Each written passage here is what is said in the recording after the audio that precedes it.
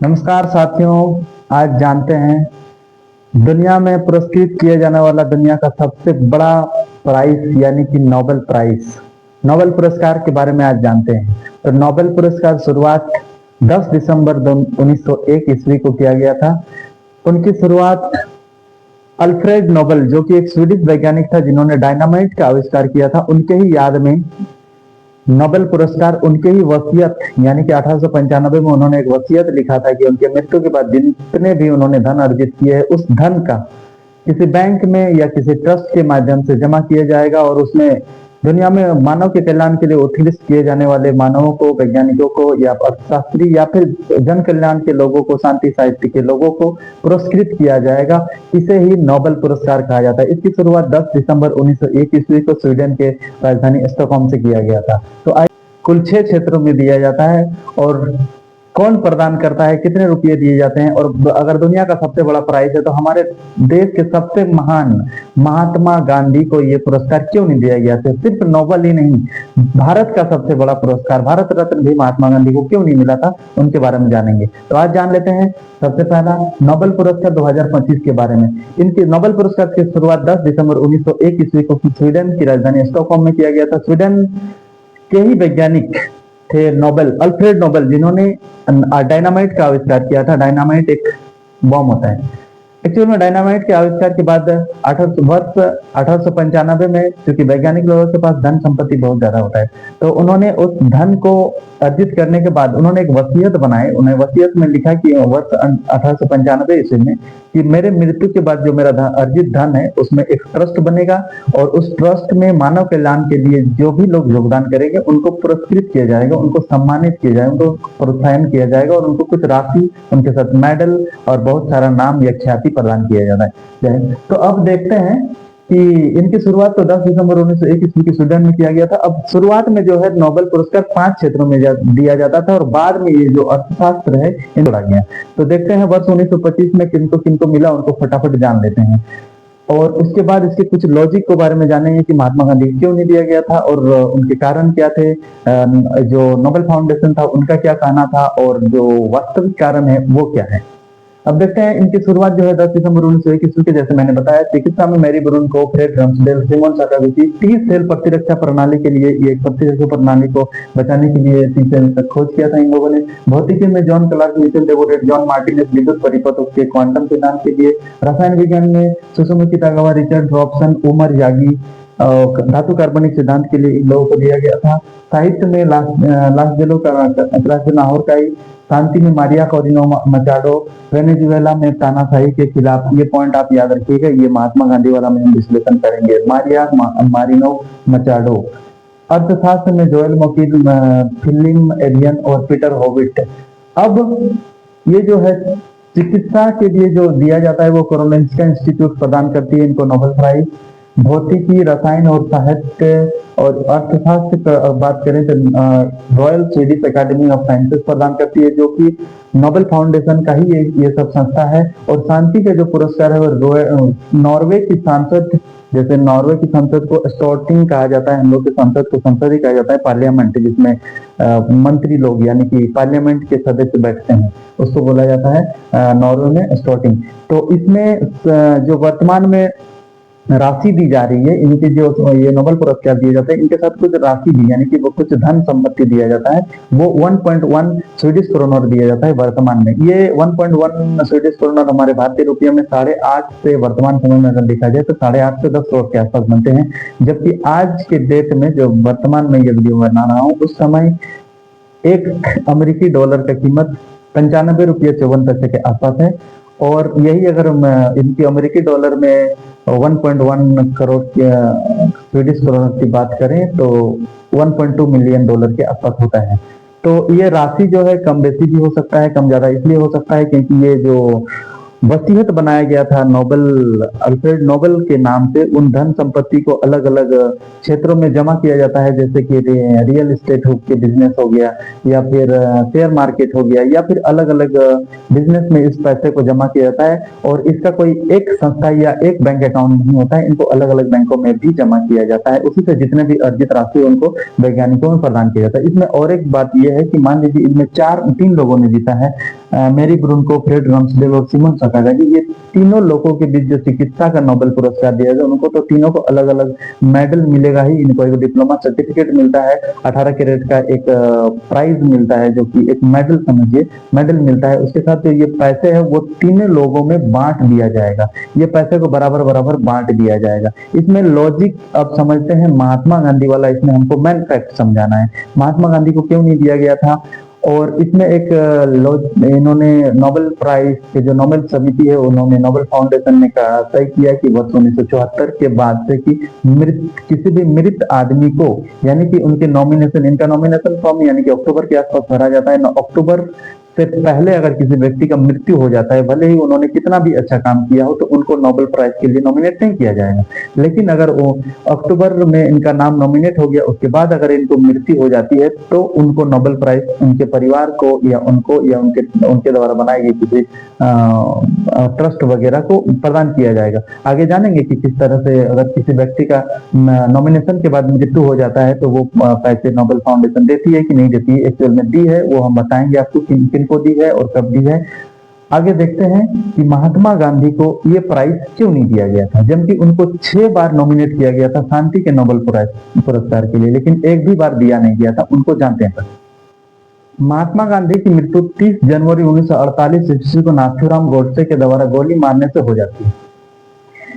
उस समय नॉमिनेशन के 2 दिन पहले, यानी कि नोबेल फाउंडेशन का कहना था कि महात्मा गांधी को नोबेल के लिए नॉमिनेट करने के 2 दिन पहले ही, जब यानी कि नॉमिनेशन चल रहा था जनवरी में, उसके 2 दिन पहले ही महात्मा गांधी की मृत्यु हो जाती है। ये पहला उन्होंने तर्क दिया।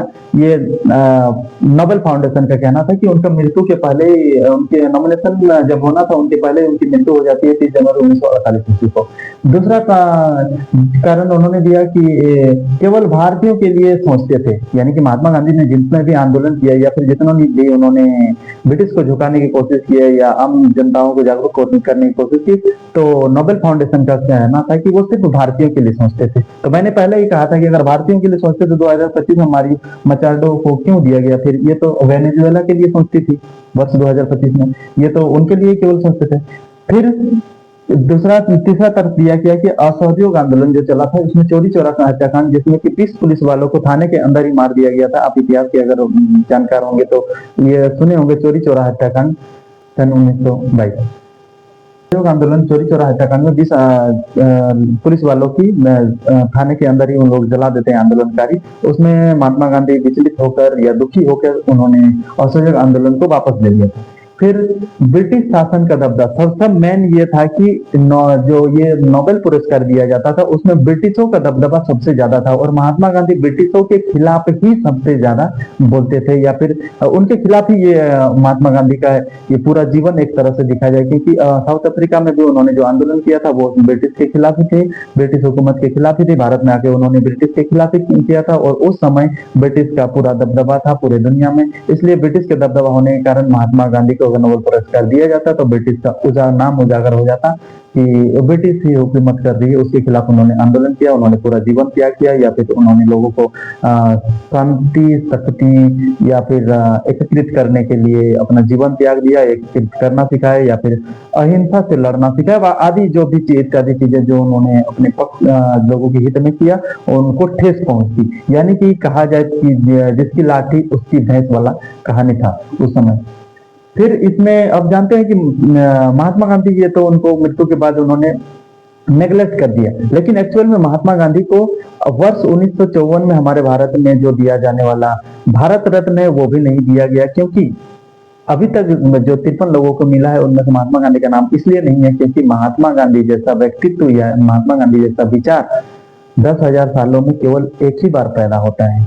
क्योंकि उन्होंने अपने एक्सपेरिमेंट विथ ट्रूथ में लिखा है, वर्ष अपने बचपन से लेकर वर्ष 1921-22 तक की कहानी में उन्होंने बताया है कि किस तरह से वो अपने पढ़ाई में जाते थे, किस तरह से मतलब खुल के उन्होंने अपने जीवन के बारे में कहा था कि वो कहाँ होटल में रुकते थे, स्त्री रहती थी कि पुरुष रहता था, या फिर उनके साथ वो क्या विचार करते थे। मतलब वो खुल के हर चीजों को कहते थे। आज आदमी अगर चोरी भी कर ले तो नहीं बोलेगा कि हमने किया था, लेकिन वो अपने हर चीज बातों को खुल के कहते थे। और उनका मानना था कि कोई आदमी आदमी से मांग के लो, कह के लो कि तुम ये गलत कर रहे हो। इसलिए महात्मा गांधी का व्यक्तित्व, महात्मा गांधी का विचार जो है मानने वाले मानते हैं, जानकार मानते हैं कि उनका व्यक्तित्व 10,000 सालों में केवल एक ही बार ऐसा व्यक्ति दुनिया में पैदा होता है। हाड़ मांस में ऐसा व्यक्तित्व मिलना मुश्किल है। इस वजह से ये जो नोबेल पुरस्कार, ये जो भारत रत्न है, ये तो व्यक्ति द्वारा पुरस्कृत यानी कि प्रोत्साहन के लिए दिया जाता है।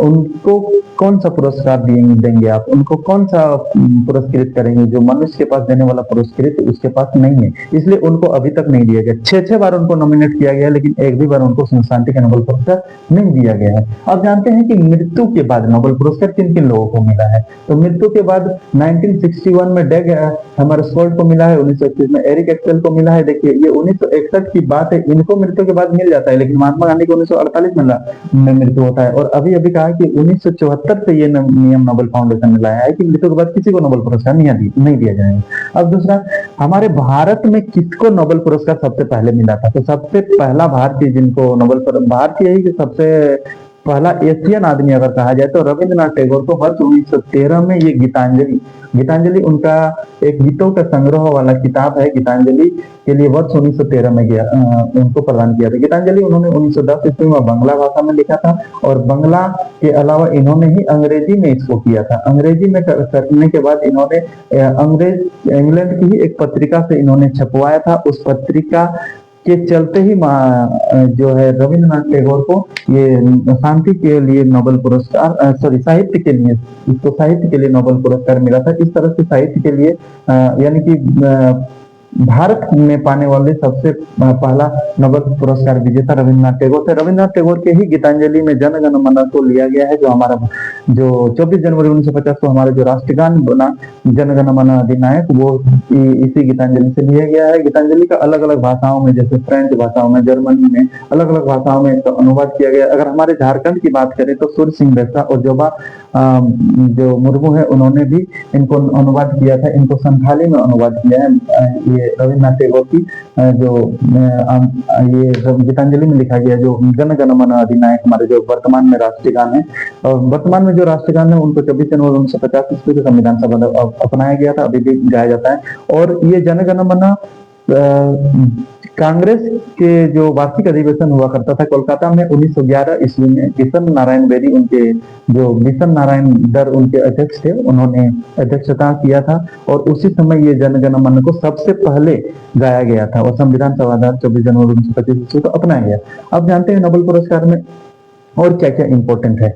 तो नोबेल पुरस्कार में जो राशि दी जाती है, मैंने पहले बताया, वो 3 क्षेत्रों में बांटी 3 लोगों को अगर मिला है या फिर 2 लोगों को मिला है तो उनको बराबर बराबर वो राशि बांटी जाएगी।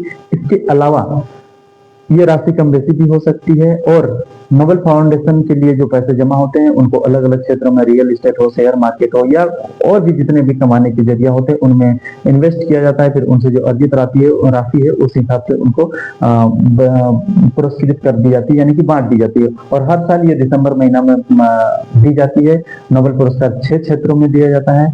सबसे पहले 5 क्षेत्रों में दिया जाता था, और 1968 के बाद इनको जो है 6 क्षेत्रों में कर दिया गया, अर्थशास्त्र को बाद में जोड़ा गया। और भारत में लगभग 12 से 13 लोगों को इनको मिला है। उनमें से कुछ लोगों ने भारत की नागरिकता है, कुछ लोगों की विदेशी नागरिकता है। तो इस तरह से नोबेल की लगभग जानकारियां थे। नोबेल को जानने के लिए तो बहुत लंबी वीडियो बनेंगी, बहुत सारी जानने के लिए बातें हैं, लेकिन फिलहाल में नोबेल को जानने के लिए यही बातें थी। एक्चुअल में महात्मा गांधी के बारे में हमको बताना था, तो हमने ये डिस्कस किया।